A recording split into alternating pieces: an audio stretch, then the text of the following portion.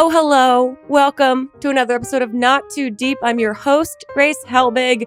Very exciting to have Kaitlyn Bristowe on today's episode. I've done her podcast a few times, and finally she is making her debut on Not Too Deep. If you don't know her, you get ready to be impressed and exhausted by how much this woman does. You might know her from Bachelor Nation as the Bachelorette. You might know her from Instagram. She's all over there. She's got a scrunchie line. She's got 2 adorable golden retrievers. She's got a wine label, Spade and Sparrow. She's got all kinds of things going on, and most recently has been announced as one of the official contestants on this upcoming season of Dancing with the Stars. We talk all about what she's doing to prep for that. We talk about what it's like to be in the public eye via a reality television show, what it's like to date her current boyfriend who also came from said reality television show franchise. It's a really fun, exciting, informative episode, so enjoy Not Too Deep with Kaitlyn Bristowe.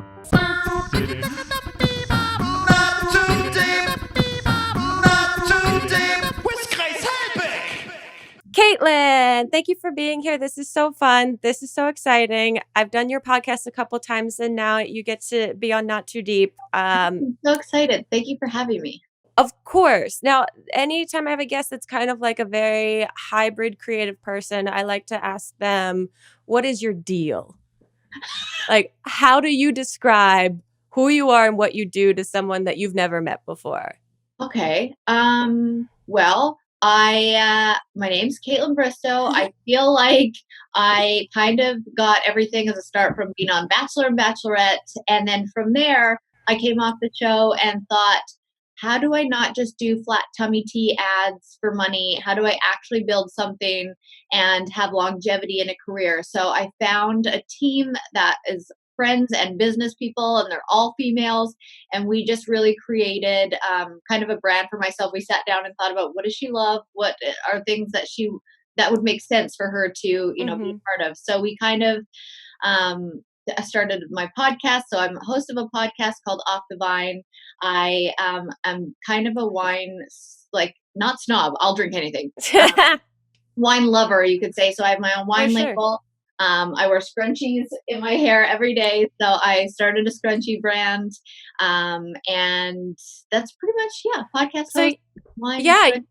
You're this kind of Renaissance creative entrepreneur. It's very inspiring and super cool to watch. And interesting to hear that, like, there was a concerted effort to, like, sit down and figure out, like, what the game plan was after Bachelor. Yeah. Because I think I assume that, like, a lot of people come off of that show, and like you said, it's just like, I'll do whatever ad-based stuff I can do. Like, you're thrown into this crazy whirlwind of this society, this world, this universe that exists among itself. I totally get that people do that, like, it's incredible money once you have a platform and you don't even realize, like, I was on The Bachelor in a time where I didn't actually know that was a thing on Instagram. That's when it was kind of starting. So I wasn't going on the show to be like, oh, I'm going to get Instagram followers. I was kind of like, holy hell. And then you could make money off that? Like, what? And so I don't blame them for doing it. Nothing against the ads, because I'm like, get your money. It's amazing. Totally. Yeah. Well, it's also like, so what was the time frame that you were on The Bachelor? What year was it? So 2015. 2015, yeah. So this world in social media is still evolving, and like that's the kind of moment I think where people are realizing that they can build brands, they can like build out and up instead of just like laterally.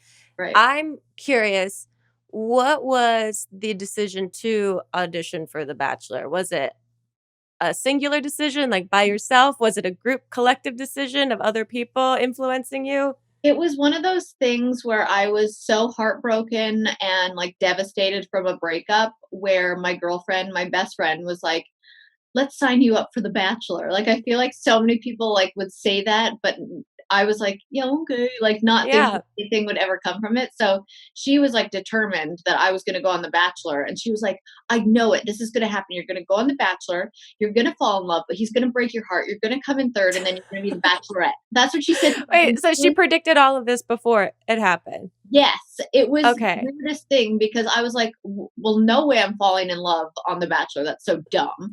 Sure. Like, there's no way they're going to pick a Canadian to like be the next Bachelorette. They love the All-American girl next door. Like, there's no way. but I like where your head's at. So anyways, we sent Yeah. in everything, paperwork, photos, all the necessary like audition videos, and I never heard anything back. And Uh, a year went by, and I just was like, didn't even think like that was. I just had forgotten that right. idea even Also, existed.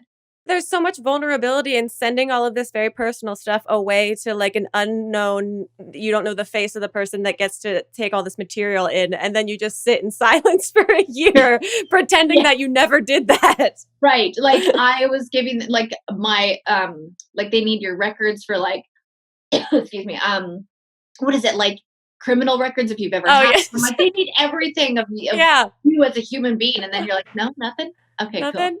Cool. Nothing. I'm cool too. I didn't really want this. So a year goes by and then you get a phone call from someone? Yeah, so I was working at a restaurant, and it was like a lunch break or something. I was back in the lunchroom at a restaurant I was working at, and I saw a missed call from like an LA number. Uh-huh. I listened to the voicemail, and she was like, "Hey, this is so and so from casting with ABC's The Bachelor," and I was like, what? You guys can call me Huh? a year later?"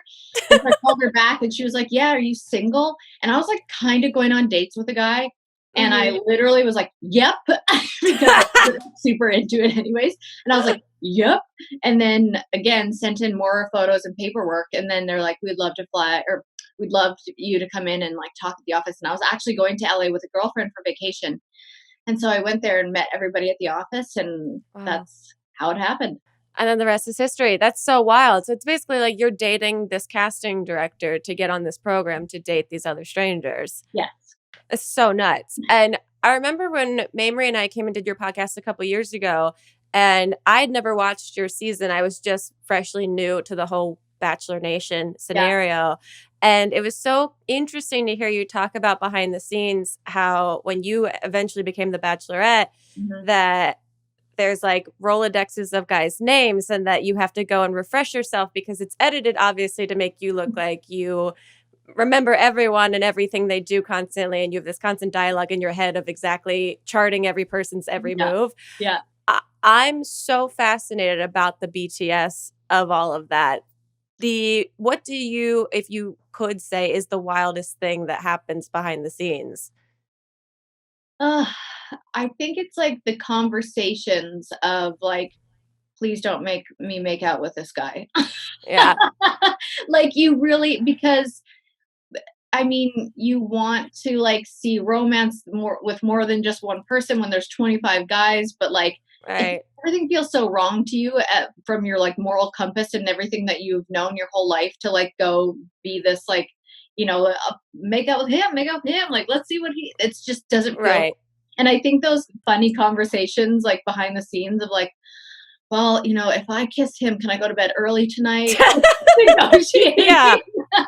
If I um, give you the moment that you can end this episode with, I'm tired. I'd like snacks in bed, please. Yeah, yeah. I think it's yeah, that's pretty funny. Other behind the scenes, like I mean, I just thought it was so funny that I would walk into a room. I am like such a tomboy at heart, and Yeah. I would walk into this room with these gowns I would never wear, my hair all done, and this makeup that was so extravagant, and men would stand up and clap, and I was like, "This is my life. Like, why are you clapping for me?"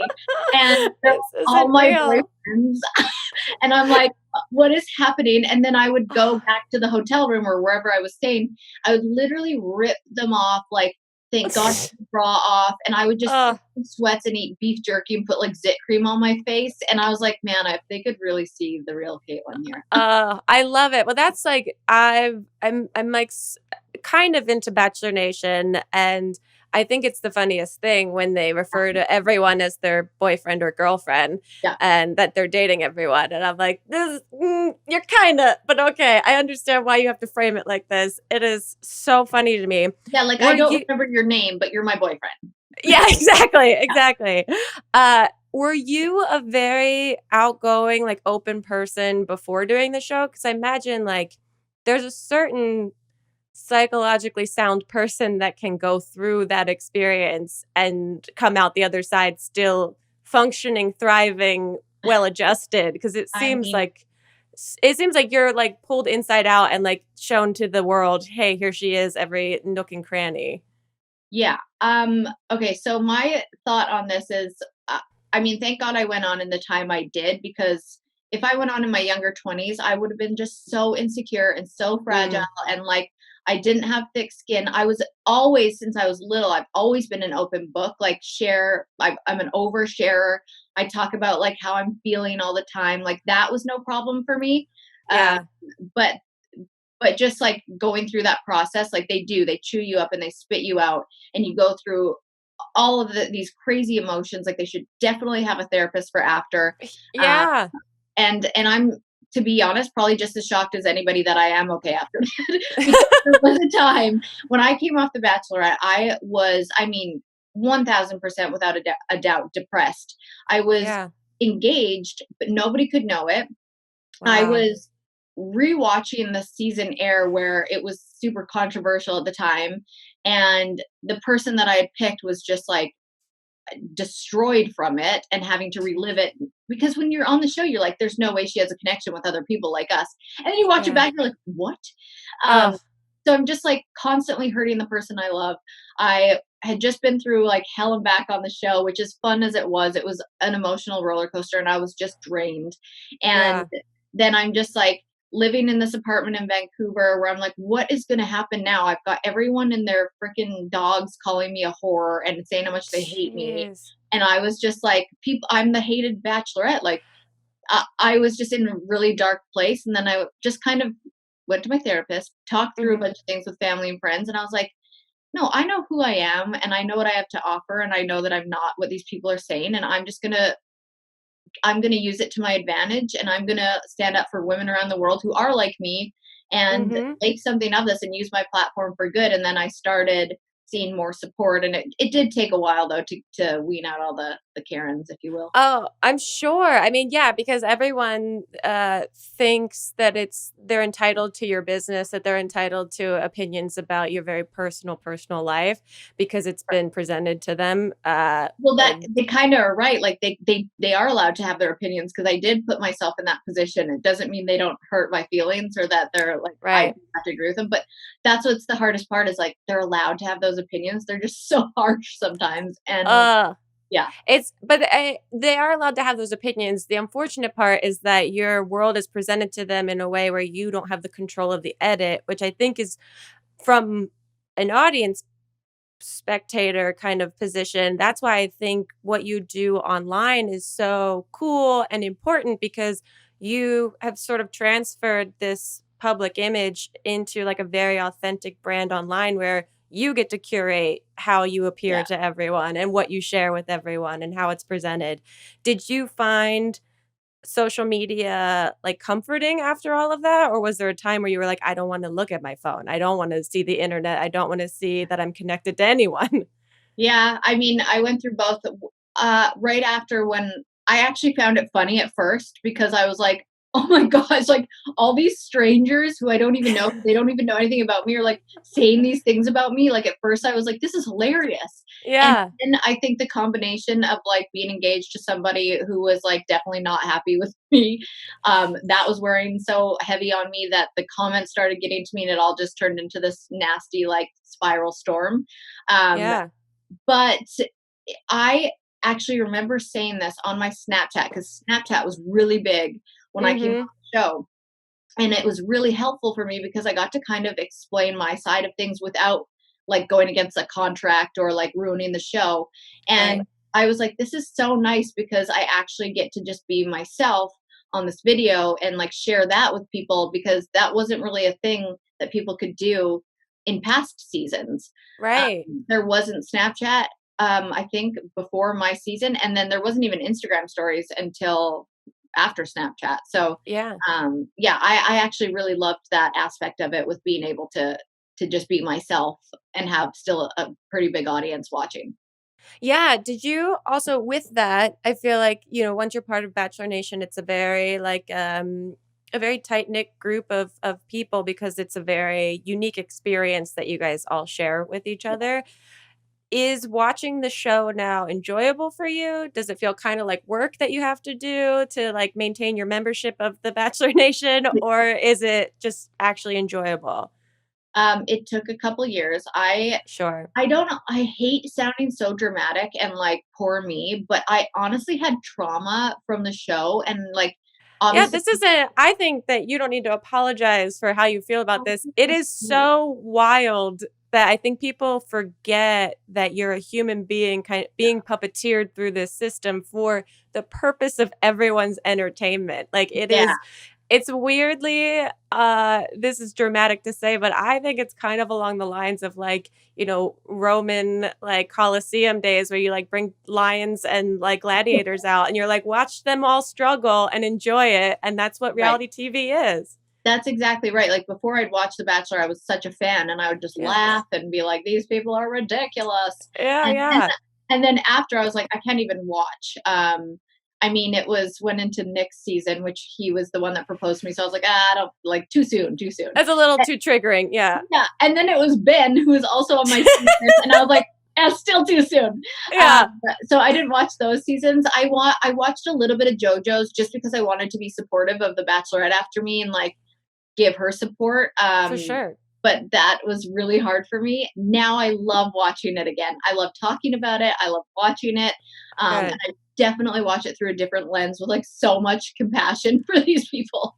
Yeah, I mean, it is so wild, and it only gets crazier the more connected we all are with social media too. Yeah. Like it's insane, and the lengths that they have to go to keep everything secretive. Oh, That's I don't know how they do it. it blows my mind. It truly Yeah. blows my mind. Yeah. Um, but now you've parlayed this into like a beautiful life. Like just looking at your Instagram, it's you got so many things going on for you. And the most recent is that you're going to be on Dancing with the Stars, which I know has been a long dream, a Yeah. very exciting and finally something you're able to do because Yeah. like everything else there was a lot of like legalese and restrictions going on Right. with that beforehand. Right. So does it feel a little bit like before you even get on the show like a victory? Yes. It felt like a victory when Hannah Brown went on it for me Mhm. because I was so passionate about speaking out on the fact that they kept letting their bachelors go on and not the bachelorettes. And I mean, I know they did. Trista went on and she was season one. And I mean, that was the first season they've ever done. And I Yeah. think she was already out of contract actually at that point. But so she went on and then it just kept being like Sean Lowe and then Chris Soules and then they didn't let me and they said, you'll no one that comes on our show will be going on Dancing with the Stars anymore. Like it's just not good for anyone. And so I This was like, was like they had a personal vendetta against you specifically. They're like, "Okay, her that's what it, season's done. Let's bring 2 of the guys from her season on the next couple seasons and let them, yeah, be beloved by the world, and then let's also keep her from doing the one thing she really wants to do." yes, that was and the whole thing. And I was like, imagine having the power to have somebody's dreams come true and having the power to crush them and choosing to crush their dreams. Like imagine that. And so I Wild. was, everyone knows I took it to Twitter. We had a little bit of a war with the creator of the show, but we've come to full circle. And I think I'm just really proud that I said something, and because Mhm. that did get me kind of blacklisted from the show for a while, and I was kind of like, well, that's who I am. Like I like to stand up for myself and what I think is right, even if it's gonna give me less opportunity to be on television. Like I have to think about what matters. And Mhm. so I just continue to stand strong in that. And I just have such a supportive group of, podcast listeners and followers that they kept saying stuff too. And I feel like my followers almost like didn't lose the dream either with me. And then That's full awesome. circle, I had the conversation with Fleiss, and I've like mended broken fences at ABC. I actually like love them dearly, and we just have such a solid relationship now. And so when they offered that to me, I was just like, you know what, this feels right. The timing feels right. I don't think I would have been mentally capable of doing TV right after doing that show. I don't know how Hannah did it and Jeez. won. It was I just like bow down to her for that. But yeah, it's just perfect timing and everything about it feels right. And I've got the best support system, and I'm just like mentally in a good place, and physically I've been working my tits I was off. gonna, okay, we're gonna take a quick break. I want to hear all about what you've been doing mentally and physically to prep for this new season. So we'll be right back with more Not Too Deep. Not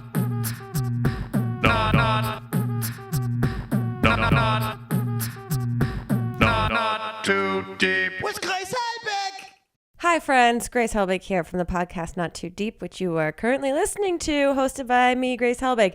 Just wanted to say a couple of things. One, thank you so much for listening. And two, if you are enjoying yourself to such a degree that you'd love to leave us a review on the Apple Store, that would be so appreciated, because again, you are very appreciated for giving us your time, your ears, your attention, whatever it may be. And that was my couple of things. Now back to me. Okay, we're back. So not only are you from this very popular franchise moving on to Dancing with the Stars, you're also a dancer. Like this is in your DNA. Well, that's the part that actually scares me the most, because I think people know, like, my title when I came out of the limo on The Bachelor was dance instructor.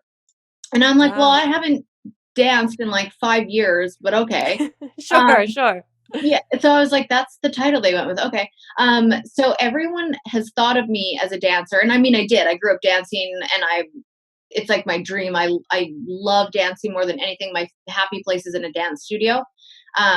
But now I just think that's so much pressure that I'm going in and people are like, well, she's a dancer, so she's going to do good. And I'm like, but I've never done ballroom, and it's so much different. So I'm like, but like, don't think of me as a dancer. Just like danced in, like, I mean, I can still pick up. You give me a hip hop routine and I'll have the 8 counts down and like that. But to be in a ballroom situation, like, I don't even know how to do a waltz or like I don't know anything. And I know that they don't do 8 counts that I'm used to. Certain dance moves do toe heel and other ones are heel toe. And it's like just a complete different world. So I'm like, I have a dance, so I hope my memory is there with picking up steps. Sure. And I have rhythm, of course, but my God, what if I'm just like the laughing joke of the show? Like, she was a dancer. Well, that's the big appeal of that show too, is that you have this like wide net of types of people that compete, and then you're shocked or delighted or disappointed by the way people show up for the show. Right. What have you been doing to prep? Because when do you actually start filming? So we don't know exact dates yet. All I know is I'm heading out there the end of August to hopefully start rehearsals. So I am a machine right now, and I am proud to say that because I've been working so hard.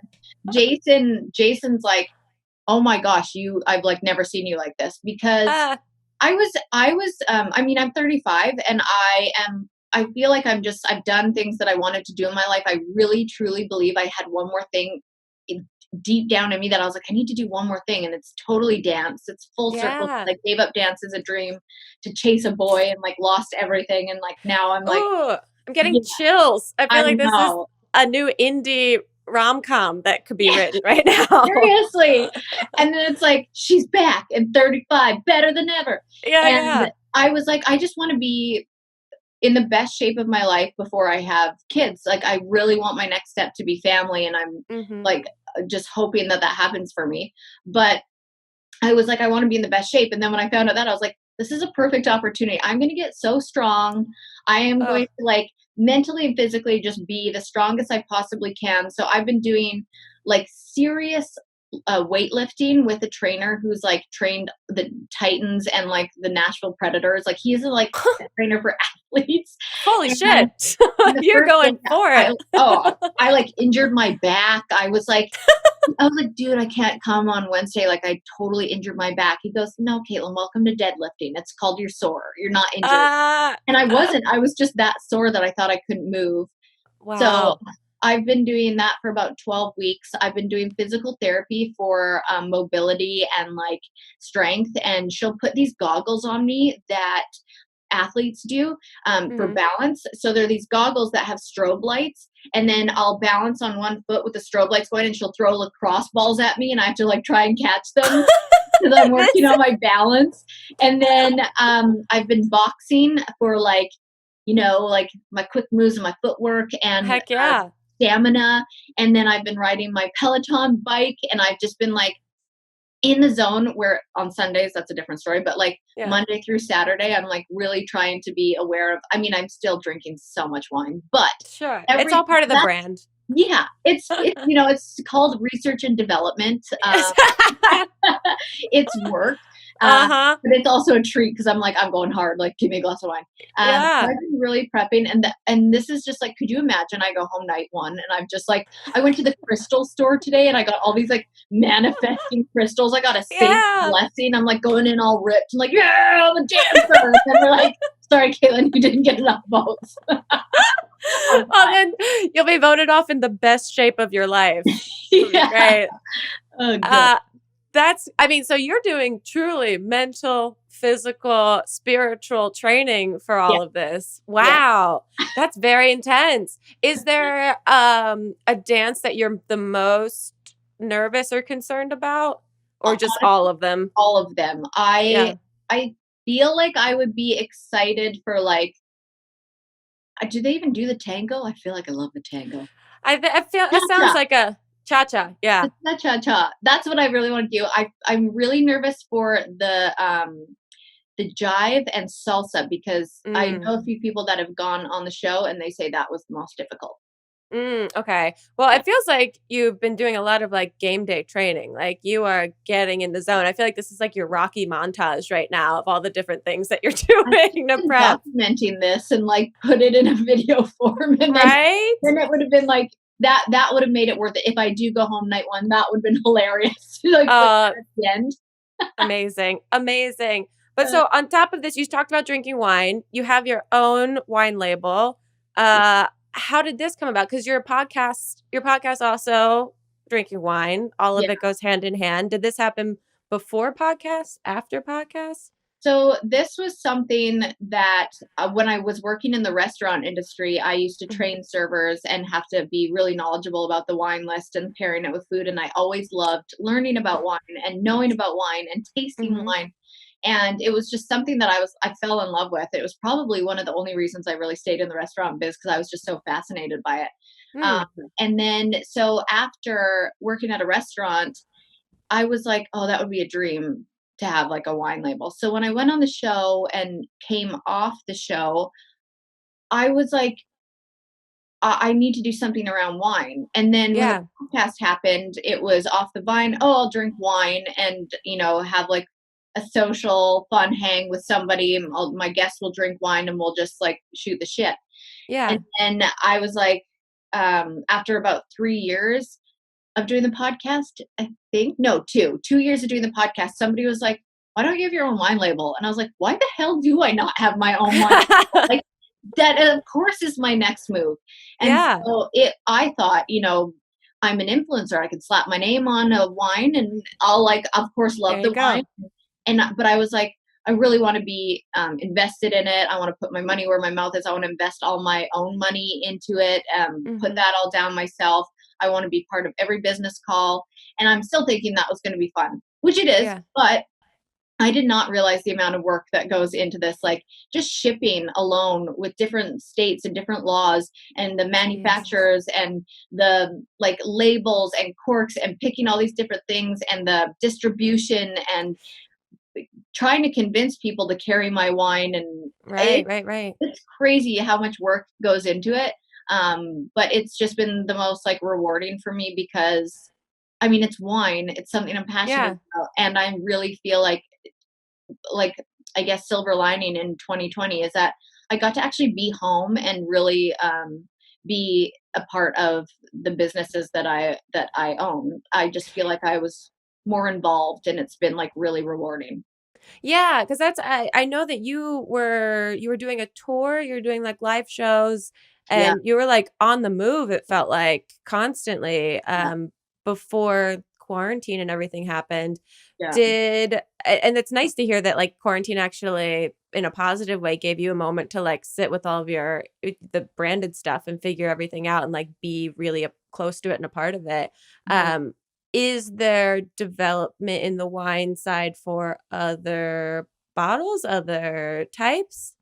Yeah, so right now we have a rosé, a Pinot Grigio, and a Pinot Noir. We're Mhm. really wanting to bring back the Cab because people loved it, and I'm wanting to do, like, a holiday wine or a reserve bottle, but we also have so many fun, exciting, different things that you wouldn't think of when it comes to Mm. wine, that we haven't, like, really figured out just yet. We're working out the kinks and trying to, like, see how we can do this, but stay tuned for that because I it's gonna be so fun. Cool. Yeah, Are it's we like we're, talking like, like reinventing something that I'm really ooh, excited about. very cool because, I feel like now is the time for everyone to adapt and, innovate in a lot of ways. So it's very exciting to hear that because also, like you said, you have your scrunchy line, you're dabbling with music now. Oh, yeah, that too. Yeah, you have 2 beautiful dogs, that are adorable. Are they coming with you to train when you start training? Yeah, they're coming. So Jason and the dogs are coming, and because they're both, emotional support animals. Mhm, As soon as I got ramen, I actually got paperwork and stuff 'cause, I mean, I'm very honest about struggling with, anxiety. mhm. And anxiety on a planes was a really new thing for me. I used to love, love flying. I used to Mm. think, like, what a gift. I can just sit back in a chair and fly through the air and drink wine and watch a movie. Yeah, yeah. The longer the flight, the better. And then I don't know what shifted in me, and something came over me in the last couple years of traveling where I Mhm. feel trapped. I start getting, like, hot and anxiety, and Yeah. like, weird things go through my head. And so, yeah, ramen definitely helps me on flights. He's the best traveler. He's just Uh, a little angel on planes. He just curls up in a little, like, croissant at my feet, and, like, uh. he's just an angel. And then Pinot is also, but Pinot's never been on a plane before, so Jason's taking him, and I'm like, good luck with that because Pinot's, That'll be his first plane experience? yeah, and Pinot's like, very unpredictable. Ramen's very Okay. predictable. Like, I know exactly what he's gonna do and how he is and what to do to calm him down. Pinot's just, Uh. like, all over the map, and he, like, howls at random sounds, and I don't know, he's just, like, I'm pretty sure he pooped on the floor this morning, and he hasn't, like, he's so potty trained, I don't even know, like, he's just so unpredictable. Yeah. Oh, no, and especially in quarantine, my dog has also become, like, so wildly codependent and Yeah, so confusing with her emotions that I can't predict anything that she's gonna do now, it's very strange. yeah. Um, what was the catalyst to get the first golden retriever? Ramen was first? Yeah, ramen was Okay. first. I have since I was little, I've loved golden retrievers, Mhm. and that was I had a golden retriever in my last relationship that I was so obsessed with that Mm. when we broke up, I was like, I can't handle not seeing this dog. Like, I Yeah. I'm like not okay. And so I was like, well, I'll just have to get my own. And then Jason hadn't even moved in yet, and I was following Bunny's Buddies on Instagram, which is an organization out of, San Diego, but Mhm. they rescue dogs, from South Korea and China from, like, the meat industry. Oh, And wow. yeah, so I was following their account, just, like, wanting to help all these dogs, and so I would put it on my Instagram stories being like, "Hey, if you wanna help donate to this surgery," or whatever. And then I saw ramen, and they were like, "We found this little guy on the side of the road, and, like, he had a broken leg and a fractured pelvis from being kicked," they thought, and I was Oh, just like, "Oh god," and his name was yeah. Ramen, and I was just, like, in Oh, he love came with with the him. name ramen? Yeah, Oh. and I was just in love with him instantly. And so I started donating to his surgery, and I was like, "He needs to get better." Yeah. And I was telling everybody, and then I said to Jason, like, I'm, like, such a woo-woo weirdo with, signs from the universe and, like, Mhm. things meant to be and having gut feelings, and I just said, Totally. "I feel like this is my dog, like, I need him." And Jason was like, "No, no, that we are not gonna have time for a dog. You're on a plane every week, like, there's Yeah. no way." And I was like, "Well, like, maybe I can talk to a therapist and see if I could get him to be emotional support animal that could travel." And he's like, "It's a golden retriever. He's gonna be huge." He's only like 45 pounds. He's so little. Wow. Yeah, he's small. And so I just was like, "Look, I'm getting this dog and you're moving it. I need your support on this." And he was like, "Okay, here we go." There And we so, go. he flew all the way from South Korea, and he, Wow. poor thing, could barely walk on his back leg, and we had to take him. Uh, I took him to physical therapy every week. He'd, like, walk in water, and, like, he's just started getting so much stronger, and then we just were like, We need another one. We need another. And they get along. The two pups get along. I swear they might be brothers. They're from the same organization. They both stayed at the same shelter, and they just are very similar. Okay. And when the reason we got Pinot is because the lady called me and she goes, "We have ramen 2.0. Like, this is literally ramen in a different dog. Like, it's crazy." And I was like, Wow. and Jason again was like, "I don't know." And then he surprised me and got Pinot, and like, Oh, totally that's so surprised. sweet. Yeah, it was awesome. Oh, that's so cute. Have you done the dog DNA test at all to see if they are related? Yes. So we did do the DNA test. They both have so many similar relatives. Okay. Some close, some not. I don't know. I'm like convinced they have the same dad. Yeah. That's what I'm going with. They're brothers. I love that. They seem super sweet. So they're going to be out here. Potentially there's a opportunity to dance with the dogs. You know what? Let's do a little throwing it out there. Yeah, right? Dancing with dogs. I would love that. Is there, other than Dancing with the Stars, are there any other reality programs that you could see yourself on? Big Brother. Really? I have always been a huge nerd for Big Brother. I mean, like, I force friendships on all of them when they come off the show. I'm like, I'm be friends. I like watch the live feeds. Like, I have Wow. Big Brother pools with friends. Not this year, but I usually do. I love that show, and I would love to be on it. Like that, I auditioned for that show too, but they don't take Canadians. Wow, really? Yeah. That's so interesting. Why don't they take Canadians? I don't Does know. Canada have their own Neither franchise? does The Voice.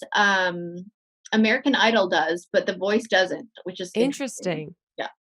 Weird. Oh, but I could see you on that show. I mean, that'd be great. I could also, would you and Jason ever do like Amazing Race or anything like that? Yeah, we've talked about that. I think I would love to we both would love to do Amazing Race. Oh, yeah. I feel like you guys would be great at that. I feel like we'd make such a solid team. Like, I'm like, I think people would think I'm a baby with certain things like bugs or like eating. I feel like I could do that. And like, I'm pretty fearless with certain things. And Jason's like the most intelligent human being on the planet and like could direct us everywhere. And he would do all weird things. So I'm like, we would be so good. Yeah, that'd be great. Whenever the world opens back up, I could see that happening. Right.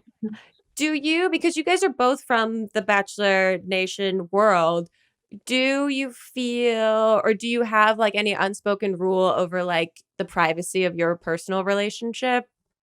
That's a really good question because, first of all, I don't think anyone's really asked us that. And it's actually a topic in our relationship quite often because at first when we met, he is, I was shocked, like getting to know him. I'm like, I can't even believe you went on that show. Like, it's just, it doesn't seem like it's just so out of character. And his family, they're just the most incredible people. And they're like, they're just classy people. And, and you're like, why? How would you? I don't get it. And so I know, like, when I first met him, like, his mom said to him, "Are you sure you can keep up with Kaitlyn? Like, she is a firecracker." And he was like, "Oh, no." He can, by the way. But it was just very new to him and the family, I think, to be so public and to share things. And it had already come so naturally to me in life. And then on my podcast, like, I'll talk about anything and everything. And so a really actually crazy story was he just was like not used to that. And we talked about something on one of my live podcasts. And I said, like, I was on my period. I said that, like, we were dry humping. And I was like laughing about it because, like, who does that? And then I said, and then he picked my nose, like, we're there, like, we do all the things. And that actually got picked up by media. And his job, he was, he was VP of a bank in Seattle. And I mean, he handled it so well because he's like, well, first of all, because they were kind of like, if you're in this banking world, like these kind of headlines, and which is so weird. But which is also, but also like, he's already been on The Bachelorette. Like, he's a public person now. Exactly. And so he was going to have to eventually deal with something like that. But but he was just like, look, I was having consensual sex with my girlfriend. and and she said it, not me. Like, there's really no issue here. And they were kind of like, that's very valid and very fair. But he ended up leaving anyways. But like, it was because he was moving here. But it was just so interesting because it's like, what can you do? What can you do? What a wonderfully awkward headline article for that conversation to have happened in a professional setting. It was a wild time, but I think he's kind of getting used to it. But that was definitely a conversation in our relationship of like, can you not share so much? And I'm like, but why? It's so relatable. Like, but this is my brand. I don't keep secrets. Ruin my brand. I talk about embarrassing shit all the time. But that's great. I mean, yeah, because it feels like you guys have a very solid relationship that flows naturally because there's like a respect between you guys and a respect for your actual private relationship, especially because you both have been through that like microscope of Bachelor Nation stuff, and now you get to control your narrative. Unless it gets picked up by a random website here and there. It's so crazy because even his family, they've just gotten so comfortable with it and they kind of understand just who I am now as a person. Like, I'm not a bad person. And his mom, she watched my season with me when it aired as like the reunion and like the little 3-hour special. And she was like, you've got this. Like, we're going to get through this together. And I'm like, what? This is amazing. So that's great. Very sweet. Yeah. Okay. We're going to take one last break. When we get back, I have some Twitter questions for you. So we'll be right back with more Not Too Deep. Not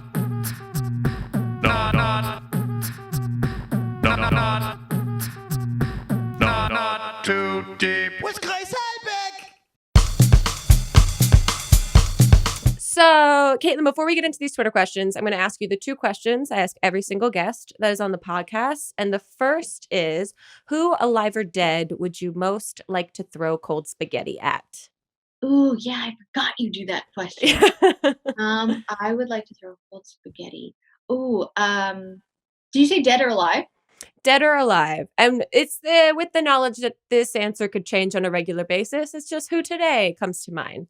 My heart for some reason wants to say Oprah just to see how she reacts because I love her. Who doesn't? On the planet that'd be like, I'm gonna throw it in her face because I don't like her. Like, I'm doing it because I think she's just the most kindest soul who would like find a reason as to why I did that and then talk me through it. Yeah, I feel like she would turn that into like one of the like commercials where she's like carbs and just throws spaghetti everywhere. Yeah. I feel like we would bond over it. Yeah, I feel like that'd be a really good marketing tool for her. It would definitely make headlines. Yes. Okay, the other question I ask every guest is to tell us your worst pants shitting story or close call, but you can only use 3 words or small phrases, or a combination of words and small phrases. So mine, for example, is college, jogging, front lawn. Okay. Mine is New York. Oh. First time meeting Jason's parents. No. Karaoke bar.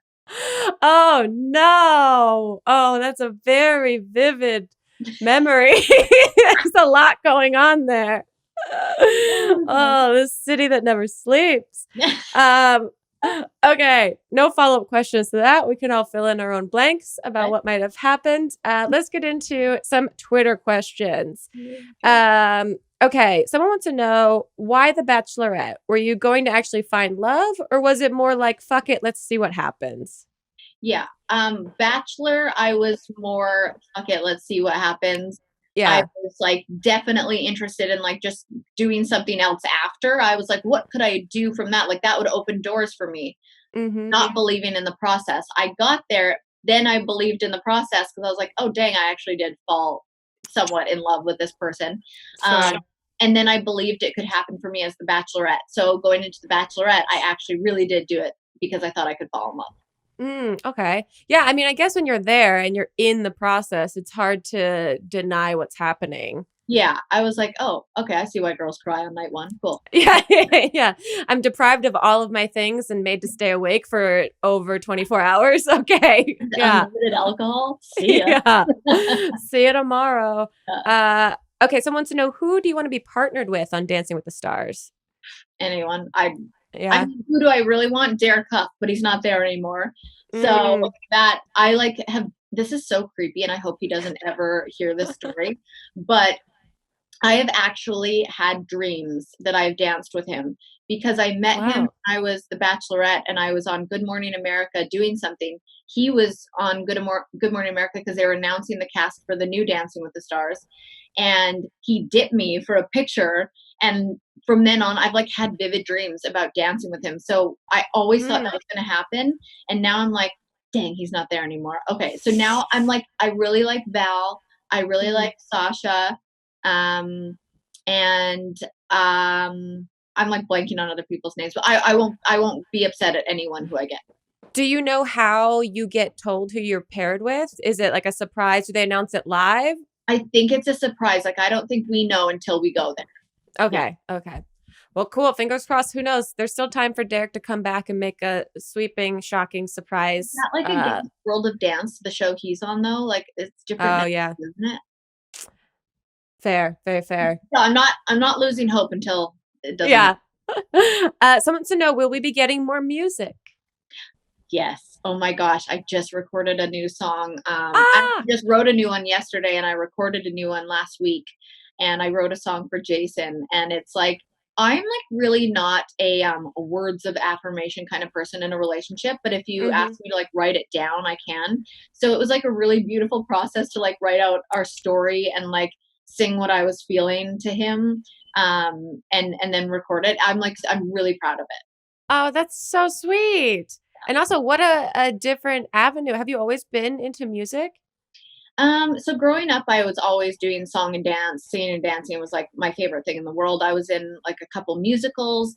And then when I moved to Nashville, I was like, oh, I just like singing I liked to do as a hobby. I actually did it back in Vancouver too. I just took lessons on the side because I loved doing it. Um, Yeah. so I did that here. And then I started finding myself being in the same circle as songwriters and country singers. And like people are like, oh, we should write one time. And I'm like, I don't know how to write music. And they're like, it's co-writing. You just tell us like what you're feeling. We can help you put it into a song. And I was like, okay. And I started falling in love with that. And then I actually I was on Broadway for a hot minute there singing and hosting a Christmas show on Oh, yeah, Broadway. yeah. And so I was like, I say this all the time, and I'm like, I'm pretty sure my mic was turned off. Like I'm like 99 it was just totally fine. Um, but I've always just loved to sing. So now that I'm like actually doing it and people were enjoying it, I was like, what? Oh, you guys like Cool. this? Yeah. Yeah. It's It's so fun. cool. It also sounds like a very therapeutic process to just sort of talk out how you feel and then And you're with shape it into a song. yeah, you're with strangers who are all so like artistic and like totally open to vulnerability because that like makes good music. And so you Yeah. don't get stupid saying anything. Everyone's just Mhm. like, wow, that's really cool. Let's do that. And like they're so talented out here. Oh my gosh, yeah. That's awesome. And way to get, like, the best use out of the city that you live in. It's perfect. I love it. Someone to know, well, speaking of you being in the United States, how much do you miss Canada right now? I again, another vivid dream I have is going back to Canada. Oh, I I'm like obviously so I feel so fortunate to be in the States and get to have a work visa and be here and like America has done so much for me. But I am like such a true Canadian and I usually go back home for a month every summer. I usually go home other times, but for summer I usually go for a full month and like not mhm. being there right now and seeing the memories on my Instagram. Like 1 year ago, Oh, yeah. we're out on the lake with your family, and I'm like, "Ugh." And this is No. I've gone without seeing family, so I'm just like, yeah, I miss Canada. I could totally see myself raising a family there. I mean, yeah, you have the lucky scenario of being a citizen of Canada to go Yeah, back. yeah. Someone to know, what's a bigger dating red flag? They sing every sentence they say out loud, or they literally cannot whisper. Interesting. I feel like Jason does sing every sentence he says, Okay. which sometimes I'm like, that's funny, and sometimes I'm like, please stop. I like whisper one because then he would be careful of what he says. Ah, Yeah, yeah, that's very true. Very true. Also, I just think it's funny that someone like can't actually whisper. yeah, Uh, that's hilarious. okay, here's the last question because I feel like you're very wonderfully open about dealing with anxiety, living your life kind of out loud online. Mhm. Someone wants to know what are good ways to manage your own toxic behaviors? Oh, I've got a list. Uh, well, one thing that's actually just really helped me was being aware of them. Like, Mm, I would pretend they weren't happening before, where now I'm like, oh my gosh, Caitlin, this is that thing that you do where you go out of your own body and act like a child and yeah. like come back to yourself. You like have the tools now to not do that. So I think being aware of it helps me. I am such a believer in meditation because Mm. since I've done meditation, which has been probably 3 years now, um, my overall just like demeanor has been more calm, and I can find ways to come out of that toxic way of thinking quicker. Hmm. Um, Do you use any specific apps or Calm, the calm. Calm? Yeah. Yeah, I really love that one. I'm like obsessed with Tamara's voice. It's just Mm, like puts me to sleep all the time. Exercise is a big one for me, which I never wanted to believe before these last 12 weeks, but I am a different person mentally from that. You just have more like, I don't know, clarity and energy, and just like the endorphins thing is real. And mm-hmm. then honestly, I go so regularly to my therapist, and she just knows me so well at this point, and my, reasons for why I do certain things I do or why I react certain ways. And so talking through that with somebody, even if it's not a therapist, like talking through your toxic behaviors with somebody and knowing that like in the moment of this happening, Yeah. it feels impossible. It feels absolutely impossible to come out of it, but you just have to like every day has got to be an effort. Like you can't think you're going to be healed Yeah. from that kind of behavior. You just every day it's going to be a constant effort and a practice that you do every day. Yeah, I'm with you. I feel like just the effort to acknowledge it makes such a huge difference on a regular basis instead of just sort of like letting it continuously exist and hoping magically someone's wand will come and hit you and it goes away. Yeah, Um, you're an ongoing project in your own self mhm. for your whole life. Totally. That's all really wonderful advice. Well, before we wrap up completely, usually when we do the podcast in person, we give a gift to our guests, which is a personalized fortune cookie from us to you. But because we're doing this remotely, we have a digital fortune cookie that we've sent you that I think Melissa might have emailed to you. Oh my gosh, fun! I'm so excited. Oh, I got it. Okay. What a good idea. They're cute. Okay, it says the monkey writing this fortune is about 1.5 bottles of Spade and Sparrows deep in, and what does that mean? Deep in and Witties? Oh, I think it just gets a little drunker as you read on. Getting oh, getting Shardater harder to get the words out. No, you're drunk. Wow. That animal. We don't mistreat the animals that work here on the Not Too Deep podcast. We allow them to imbibe in any of the sins that they want to experience. Really great. Kaitlyn, this has been so fun. Where can people find you and everything that you are doing? Because you are a very busy lady before you make the trip west and start your adventure on Dancing with the Stars. Well, thank you for having me. You are so good at what you do, and I love being on. And so God bless. I'm basically Kaitlyn Bristowe everywhere, like Instagram, Twitter.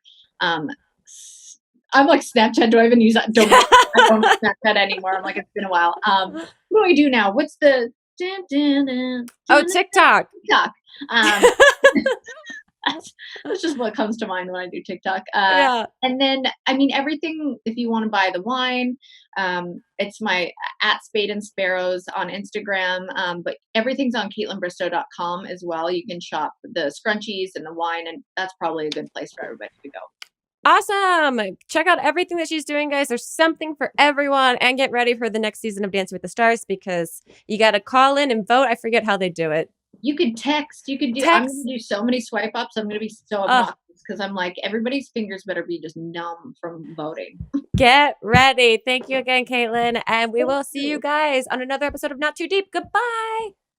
Too deep, too deep, too deep, not too deep with Grace Helbig.